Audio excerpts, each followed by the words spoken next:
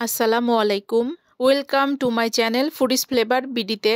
আজকে আমি আপনাদেরকে স্ট্রিট ফুড স্টাইলে ঝালমুড়ির রেসিপিটি তৈরি করে দেখাবো। ঝালমুড়ি মামাদের সিক্রেট মশলা দিয়ে আজকে এই ঝালমুড়ি তৈরি করে দেখাবো।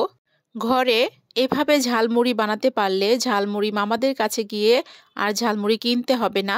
তো ঝালমুড়ি মামাদের সিক্রেট মশলা দিয়ে আজকে এই ঝালমুড়ি রেসিপিটি তৈরি করে দেখাবো। চলুন তাহলে রেসিপিটি শুরু করে দেয়া যাক। স্ট্রিট ফুড স্টাইলে ঝালমুড়ি রেসিপিটি যদি আপনাদের ভালো লাগে তাহলে অবশ্যই চ্যানেলটিকে সাবস্ক্রাইব করে দিবেন। এখানে আমি ঝালমুড়ি তৈরি করার জন্য সকল ইনগ্রেডিয়েন্টস আগে থেকেই তৈরি করে রেখেছি। সকল ইনগ্রেডিয়েন্টস আমি আলাদা আলাদা করে রেখেছি।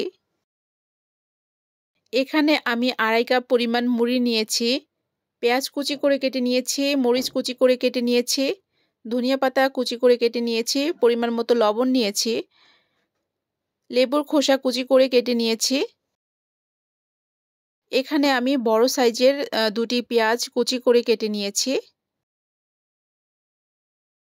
2 টেবিল চামচ পরিমাণ মতো লেবুর খোসা কুচি করে কেটে নিয়েছি এবং এই যে সিক্রেট মশলা এটা আমি হোমমেড তৈরি করেছি। এখানে আমি ঝালমুড়ি তৈরি করার জন্য চিকন সাইজের চানাচুরটা নিয়েছি, ছোলা ভুনা নিয়েছি 1/2 কাপ পরিমাণ, এখানে মুড়ি নিয়েছি। তো ঘুগনিও আমি হোমমেড তৈরি করে নিয়েছি, ডাবলি সিদ্ধ করে ব্লেন্ড করে ঘুগনির মতো করে তৈরি করে নিয়েছি। তো ঘুগনিটা পুরোটাই লাগবে না, এখান থেকে অর্ধেকটা ঝালমুড়িতে দিব। এবার একটি প্লেটে পেঁয়াজ কুচি নিয়ে নিলাম, মরিচ কুচি দিয়ে দিলাম, এবার পরিমাণ মতো লবণ দিয়ে দিলাম। এবার সব একসাথে মিক্স করে নিব।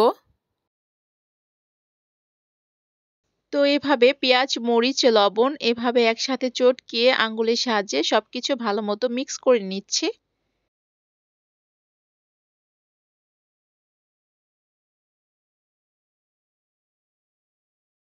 এবার আমি লেবুর খোসা কুচি দিয়ে সব একসাথে মিশিয়ে নিচ্ছি, মিক্স করে নিচ্ছি।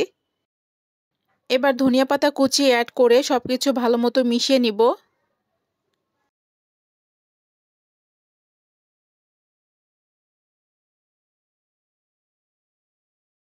এবার আমি 1/2 কাপ পরিমাণ ছোলা ভুনা দিয়ে সবকিছু একসাথে মিক্স করে নিব।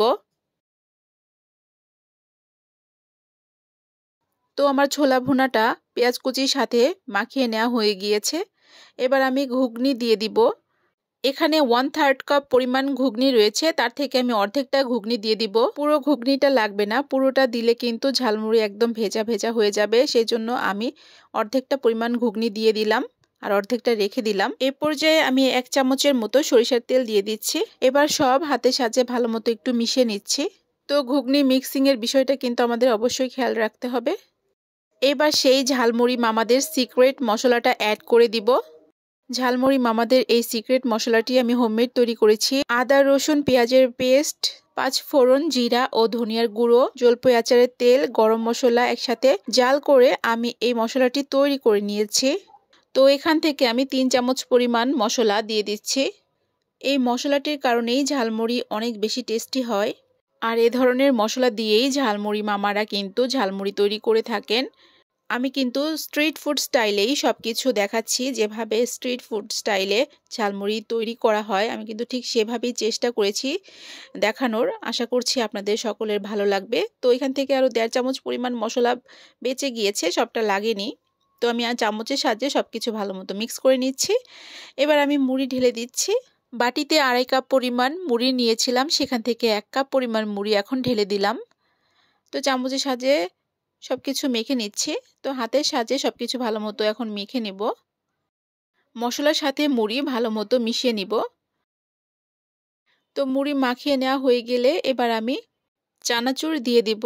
এই চানাচুর দিয়ে কিন্তু ঝালমুড়ি তৈরি করা হয়। তো এবার আমি সবকিছু আবারও একবার ভালো মতো মিশিয়ে নিচ্ছি। তো ভিউয়ার্স, দেখতেই পাচ্ছেন ঝালমুড়িটা মশলার সাথে ভালো মতো মিশিয়ে নিচ্ছি। তো এভাবে মুড়ি চানাচুর সবকিছু ভালো মতো মিশিয়ে নিতে হবে।